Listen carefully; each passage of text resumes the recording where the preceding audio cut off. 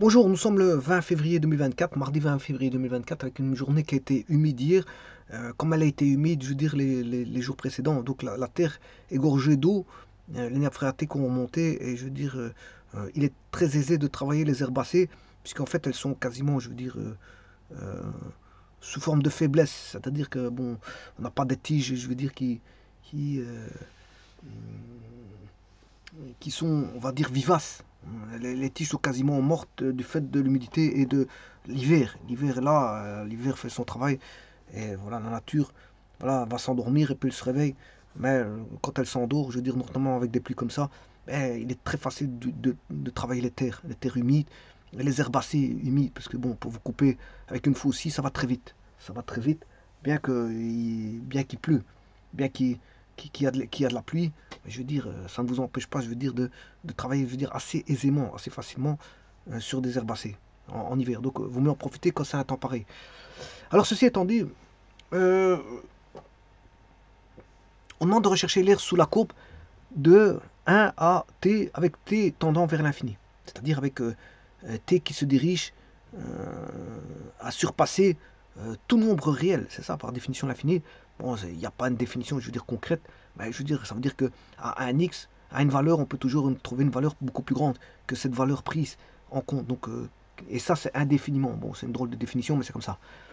Alors, ceci étant dit, on demande de rechercher l'air sur la courbe de 1 à t avec t tendant vers l'infini de cette courbe que vous avez. Alors, avant de commencer quoi que ce soit, il faut que je parle un petit peu de cette courbe aussi, parce que bon, euh, cette courbe, qu'est-ce que c'est? Bon, je la connais, hein. Moi je la connais parce que c'est moi qui ai tapé la courbe. Donc, c'est normal, c'est tout à fait normal que je connaisse la définition de la fonction.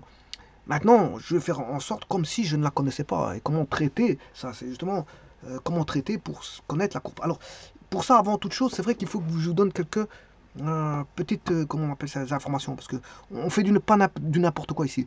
On ne cherche pas des courbes, je veux dire, un peu quelconques, qui font n'importe quoi et qui c'est très difficile à trouver. Parce que si je donne une courbe, la courbe est peut-être impossible, voire ce sera très impossible à trouver. C'est normal parce que c'est du n'importe quoi. Si vous tapez du n'importe quoi, c'est normal qu'il est difficile de trouver du n'importe quoi. Ici, je vais me baser bien sûr sur un cadre normalisé, c'est-à-dire au travers des fonctions usuelles. Donc, il s'agit ici tout bonnement d'une fonction usuelle, mais une fonction usuelle transformée, bien sûr. C'est une fonction usuelle transformée.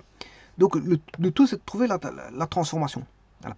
Alors, comment je vais faire pour trouver la transformation de cette fonction, sachant bien sûr qu'encore une fois, entre parenthèses, je fais semblant que je ne la connais pas parce que je la connais. Mais ça ne m'empêche pas de, voilà, euh, même si je la connaissais pas, j'aurais pu la trouver de cette manière-là, comme je procédais maintenant. Donc, qu'on la connaisse ou qu'on la connaisse, enfin, ici, qu'on la connaisse, c'est tricher. Vous allez me dire, oui, effectivement, mais ici, je vais faire comme si on ne la connaissait pas. Bon, moi, je la connais, bon, mais ceux qui regardent la vidéo ne la connaissent pas, cette courbe. Donc, je veux dire, ils doivent traiter comme je vais faire maintenant. Alors, ceci étant dit, il faut que je donne quelques petites indications. Tout d'abord, on a une fonction usuelle. Bon, c'est pour vous dire. On a une fonction usuelle. Alors, comment je vais procéder? Tout d'abord, je peux vous dire quand il y a un point en 732, voilà, ici un point en 732, on a un maximum global. Donc, je vais mettre un maximum global en ce point-là. Donc, que je vais appeler point K. Le point K, c'est un maximum. Alors, tout ce que je peux vous dire aussi, comme indication, c'est qu'il y a une asymptote horizontale et il y a une asymptote, enfin verticale, je m'excuse, ici elle est verticale, et il y a une asymptote horizontale. Voilà. Donc vous avez une AV d'équation x égale 0 et on a une asymptote horizontale d'équation y égale 0. Alors qu'est-ce qui se passe ici? La fonction, elle croît. Elle est croissante, sa monotonie elle est strictement croissante jusque k. Hop, et K c'est un maximum, donc on a une tangente horizontale en K. Alors c'est pas un point d'inflexion, hein, parce que point d'inflexion c'est un changement de concavité. Là, par exemple, là on est concavité tournée vers le bas c'est moins, vers le haut c'est plus. Là on a un point d'inflexion. Dans ce cas-ci on a un point d'inflexion. Ou alors un point d'inflexion c'est aussi plus, et puis voilà on repasse par du moins. Là on a un point d'inflexion. Bon, mais ici on n'a pas de point d'inflexion, attention. Ici c'est tout simplement un maximum, c'est un max. C'est-à-dire la fonction est croissante et puis elle décroît. Mais, et en K, on a une tangente horizontale. Donc la fonction croît Et puis il décroît. Bon, ce qui est un petit peu étrange, je vais vous montrer pourquoi après. Pourquoi? Parce que donc, quelle est la fonction qui est cachée derrière? Ben, la fonction qui est cachée derrière, c'est sûrement pas un sinus, hein, ni cosinus, ni tangente. Donc c'est pas des fonctions trigonométriques. C'est pas une fonction sinus, ni encore une fonction cosinus. C'est pas une fonction, comment on appelle ça, périodique, ni une fonction tangente. Donc on voit bien que c'est pas des fonctions usuelles de la sorte. Alors ce que je peux vous dire aussi, c'est pas des fonctions arcsinus, enfin cyclométriques. C'est pas une cyclométrique, arcsinus, voire un arc cos, voire un arc tangente. Bon, déjà vous pouvez éliminer beaucoup de choses. Arc tangente ou arc tangente. Donc c'est rien de tout ça, c'est rien de tout ça. Donc tout ça je peux éliminer. Donc c'est pas une fonction trigonométrique, c'est pas une fonction cyclométrique, c'est pas une droite, donc c'est pas la fonction identité y égale x transformée, c'est pas la fonction x carré transformée, c'est pas la fonction valeur absolue, parce que valeur absolue ça fait un v, c'est rien de tout ça. Et tout ce que je peux vous dire, c'est qu'on a affaire ici à une fonction logarithme népérien. Alors pourquoi? Parce que c'est l'allure, c'est son allure. Alors, logarithme népérien, il fait ça. Voilà. Avec une asymptote horizontale, un point en 1, 0, voilà, et on a la base. E1. E1, c'est la base. Et ici, bon, on n'a pas tout à fait ça, mais on a au moins un point de passage en 1. On a 1, 0. Voilà. La base, on ne l'aura pas comme ça, parce qu'il y a une transformation qui s'est faite. Donc la fonction, elle est là. Voilà. Alors, comment je vais trouver la transformation par rapport au logarithme népérien, qui est ici? Bien, je vais faire un rapport. Parce qu'on sait bien que cette fonction-ci est une transformation de la fonction usuelle ici, le logarithme népérien. Alors je vais prendre par exemple un point quelconque. Là, je prends le point H. Le point H, il vaut... Je vais voir tout ça tout de suite. Alors, je vais chercher le point H qui est en 2,049. Donc je vais chercher l'Y. Le point B, il est en 3,5067. Le point C, il est en 5,072. Le point D, il est en 7,01. Et puis ça décroît. Je vous ai dit qu'en 7,32, il y a un point de décroissance. Il y a un maximum global que je verrai par après. Et puis, qu'est-ce qui se passe? Ça décroît. Mais je vais rechercher un autre point. Voilà, qui est le point EF. Bon, on a une asymptote horizontale ici. Je vous le dis tout de suite. Hein. Le problème, il faut aller très loin pour voir que ça tend vers 0. Et donc ici, vous voyez que c'est 28,063. Donc j'ai quelques points. Ces quelques points, ben, je vais les confronter avec la fonction logarithme népérien. Ben, alors j'ai pris, si je prends 2,049, ça je l'ai pris de l'autre fonction. Hein. Voilà, je vais en 2. 2 en 2, c'est 2,049. En 2, j'ai 0,49. Bon, ça c'est en H. En B, en 3,5, 0,67. En 3,5.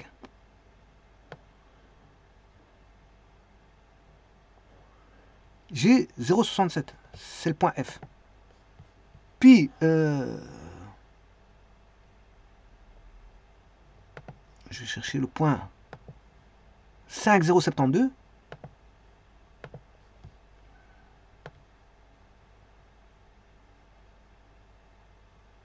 Je ne l'ai pas mis.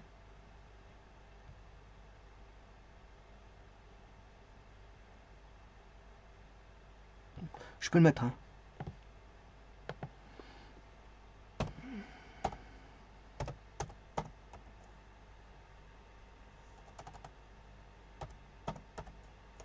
Voilà.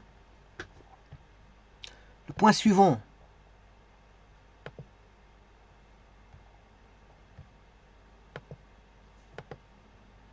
C'est 0,74.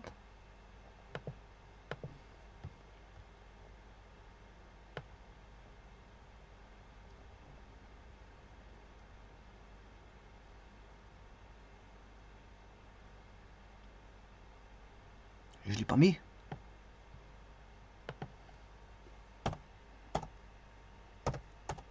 C'est 7 en fait. Hein. Voilà. Voilà, et ainsi de suite. Vous voyez que là, après ça va décroître à partir de 7,32 je montrais que cette 32 c'était un maximum global. Après, ça va décroître. Puis je peux aller chercher les autres points. Alors comment est-ce que je fais pour trouver le rapport entre les deux?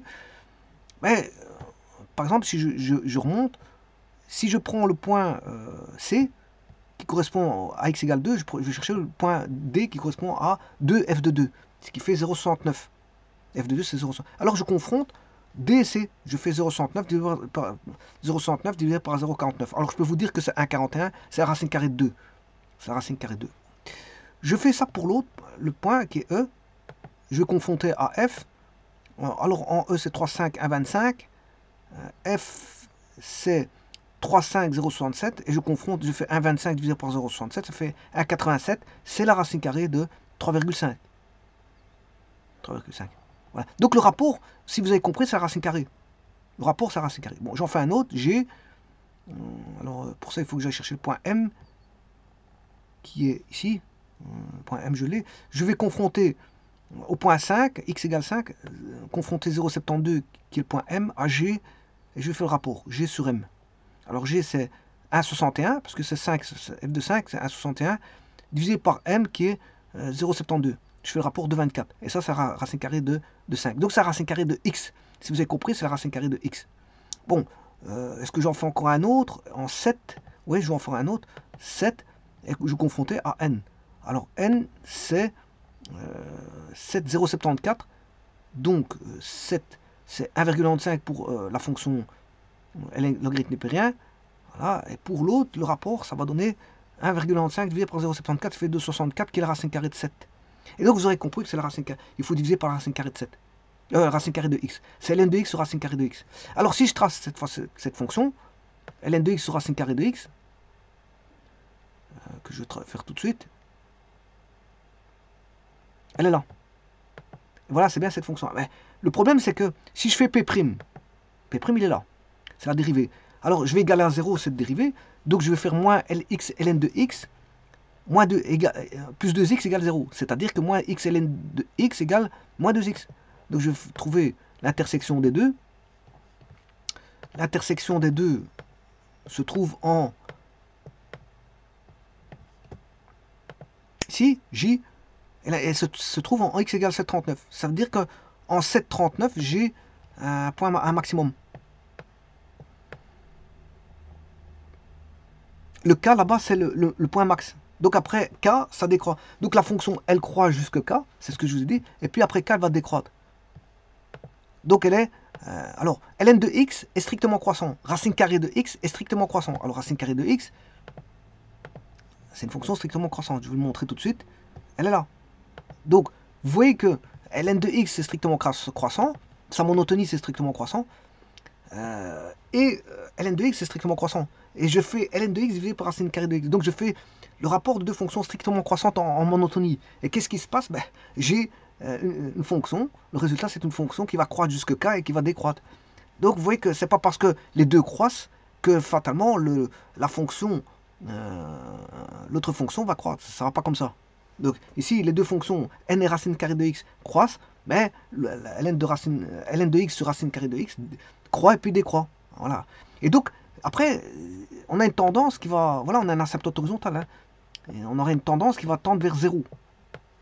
Alors, si je vais très très loin, la courbe va tendre vers 0. Elle va descendre, descendre, descendre, descendre, descendre. Voilà, je peux aller très loin comme ceci.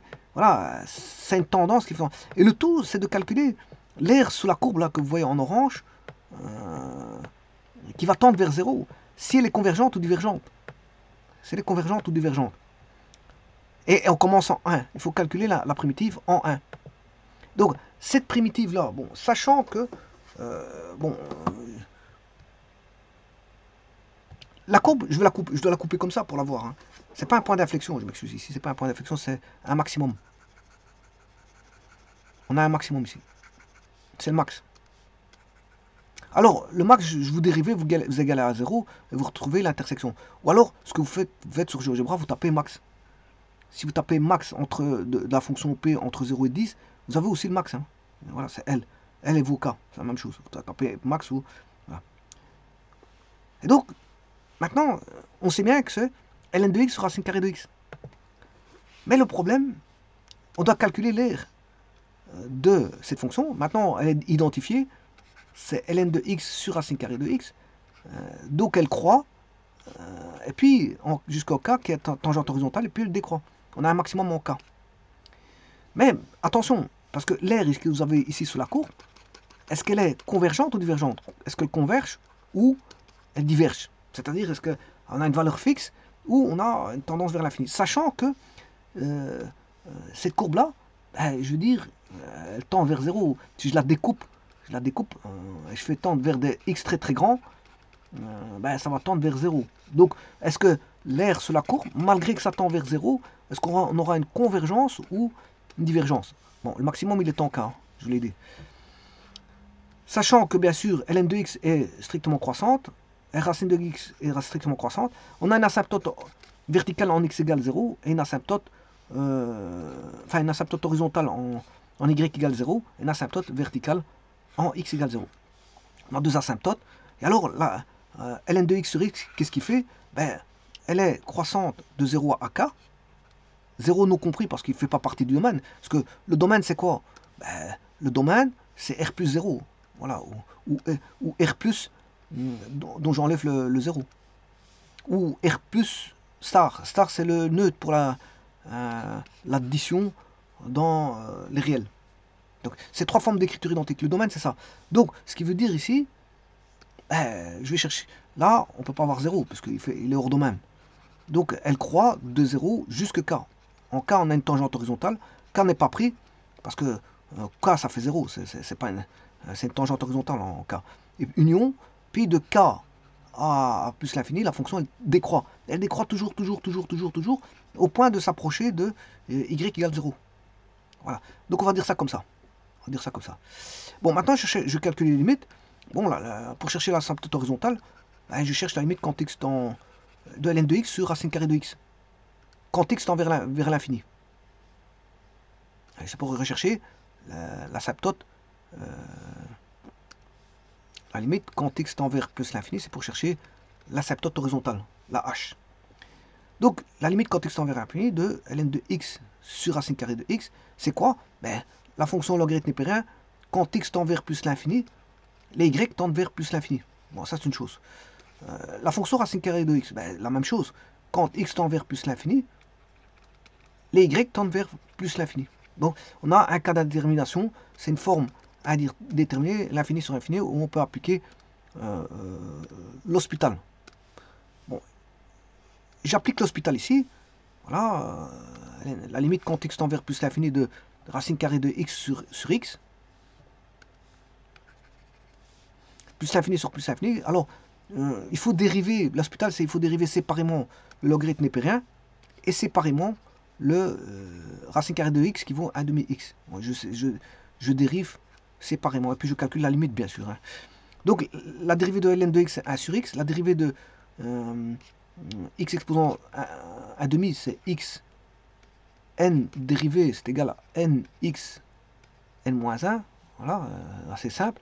Donc, l'exposant tombe, il devient coefficient, et l'exposant devient moins 1 par rapport au précédent. Donc ce qui fait 1 sur x il est là, ça c'est 1 sur x, et puis on a 1 demi là, et ça c'est 1 sur x exposant 1 demi, 1 sur x exposant 1 demi. Bon, là on a 1 demi et 1 moins 1 demi, ce qui fait 1 demi, et le 2, l'inverse d'un inverse,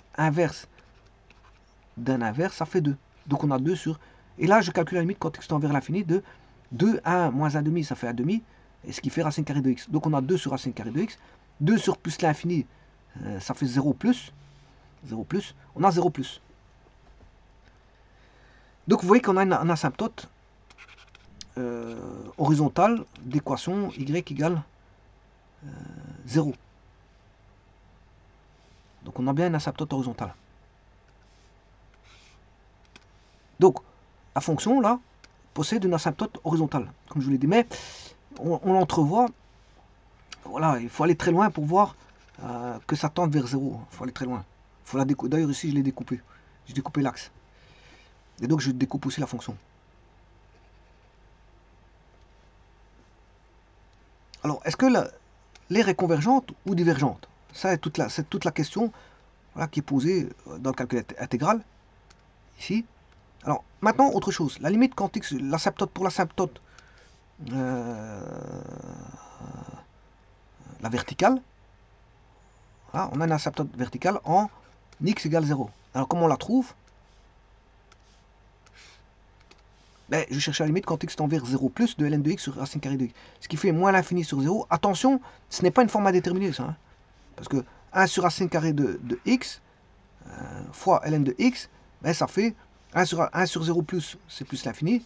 Et ln de x, quand on tend vers 0 plus, 0 plus, ben, on a une tendance des y qui vont vers moins l'infini. Donc ce qui fait moins l'infini fois plus l'infini n'est pas une forme à déterminer. Voilà, ça fait moins l'infini. Donc on a moins l'infini. Donc cette fonction aussi, on a bien une asymptote verticale avec x tendant vers moins l'infini. Donc on a en K, c'est en 7, quelque chose comme ça, 5, 6. Là, K, ici, il est ici. K, on a un maximum. La fonction semble provenir de moins l'infini. Là, on passe en 1, 1, 0. Et puis après, elle croît jusque K, et puis elle décroît. Elle décroît de manière très petite, très petite. Voilà. Et donc, comme je l'ai dit, là, on demande de rechercher l'aire sur la courbe de 1 à t. Donc, on demande de chercher l'aire de t. L'aire de t. Ben, on connaît la fonction, puisque c'est ln de t sur racine carrée de t. Alors, bien sûr, il faut chercher l'intégrale de 1 à plus l'infini. Voilà, donc qu'est-ce qu'il faut faire comme calcul?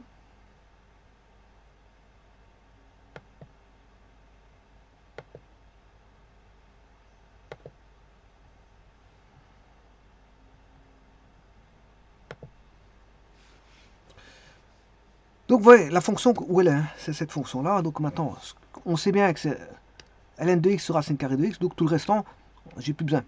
Je vais juste calculer la primitive.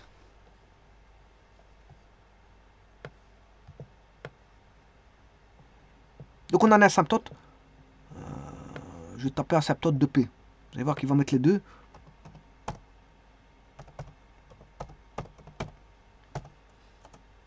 Ah, il a bien mis les deux asymptotes. Alors, je vais retirer tous les points.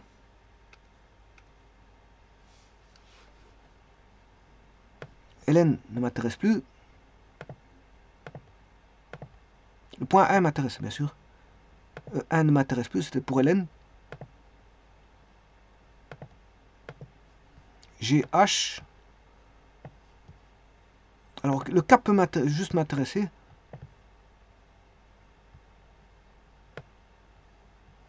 Le G.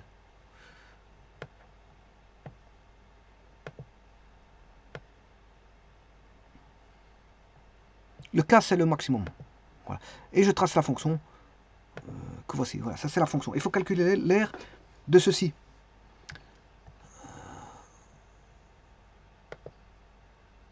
À partir de 1 jusqu'à l'infini, une tendance infinie. Donc, ça veut dire que ce que je vais écrire, je vais calculer la limite. Oui, attention, ici. Je vais calculer l'aire de t, qui est égale à l'intégrale pour t égale 1 avec une tendance t vers plus l'infini. Alors, est-ce qu'elle est convergente ou divergente? Je ne sais pas, on verra. C'est-à-dire que t ici, il appartient à quoi? Il appartient à 1 avec une tendance infinie. Voilà à quoi appartient t. De quoi? Mais de la fonction ln de t sur racine carrée de t différentielle de t. Voilà qu'est-ce qu'il faut faire. Le tout, c'était de repérer qu'est-ce qu'on avait comme fonction. Voilà, c'était ça le plus important. Une fois qu'on avait la fonction, ben, une fois qu'on a la fonction, on peut primitiver. On peut primitiver.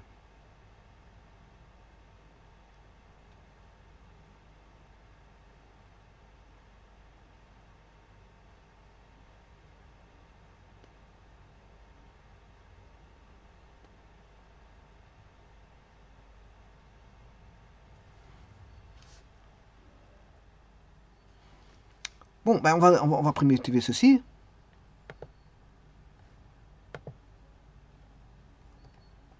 Là.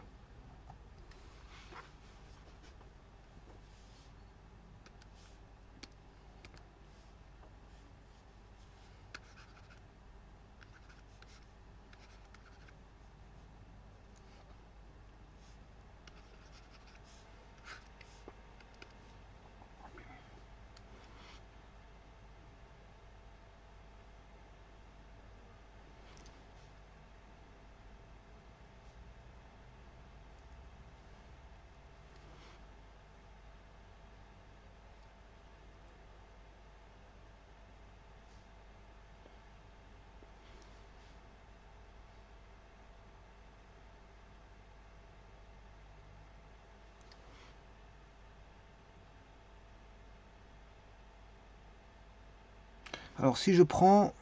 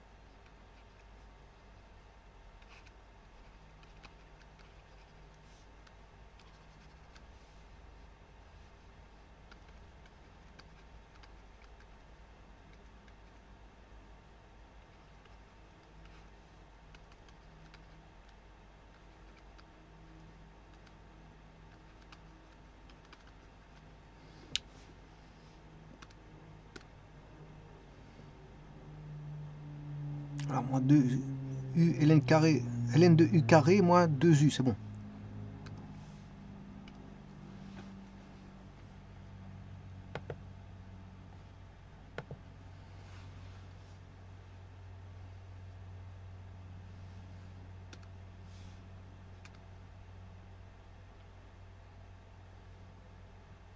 Attention que il y a un x2 que je n'ai pas pris en compte. Hein.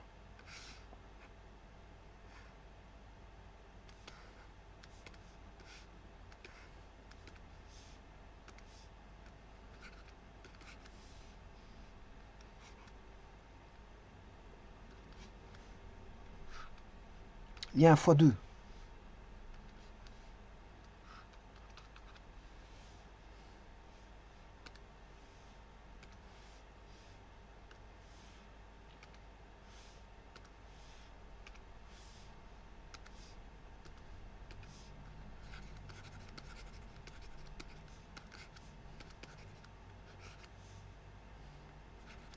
Alors le u j'ai posé racine carrée de x.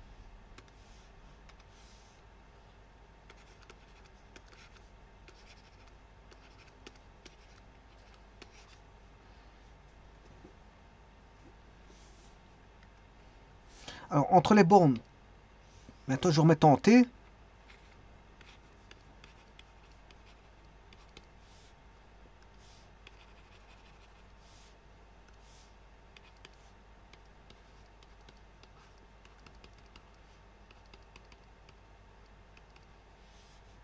Et on va calculer la limite.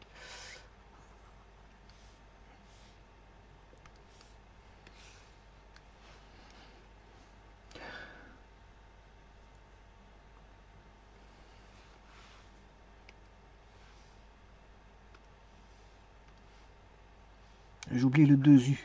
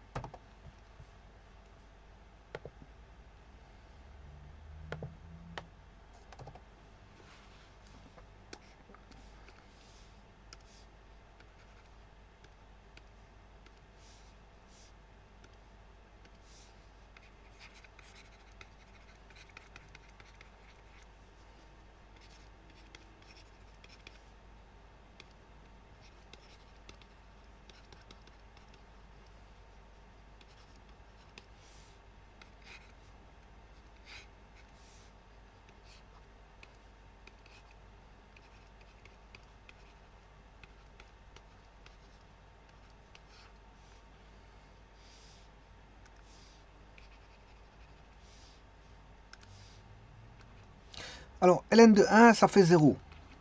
0 fois racine de 1, ce qui fait 0.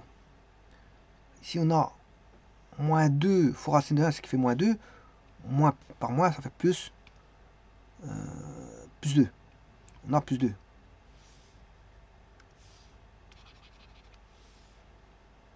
Alors quand t tend vers plus l'infini de racine de t, c'est plus l'infini. Ln de t fois plus l'infini, bien sûr il y a un 2 devant, moins 2 fois la limite quand t tend vers plus l'infini de racine de t, c'est plus l'infini. Donc on peut se dire que là on a 2 fois plus l'infini moins l'infini plus 2. Ah,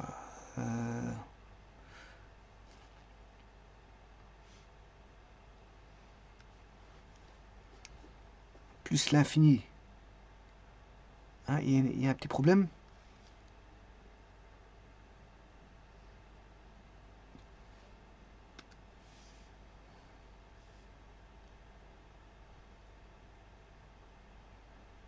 Plus l'infini 1.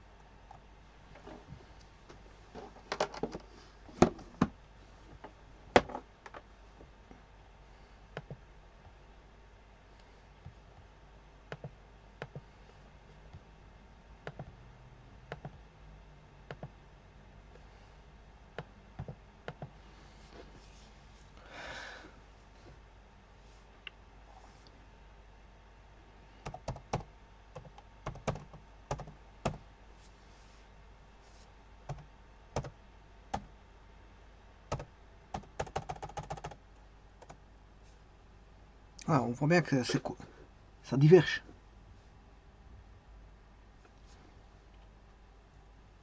Ça va diverger, donc ça doit faire plus l'infini.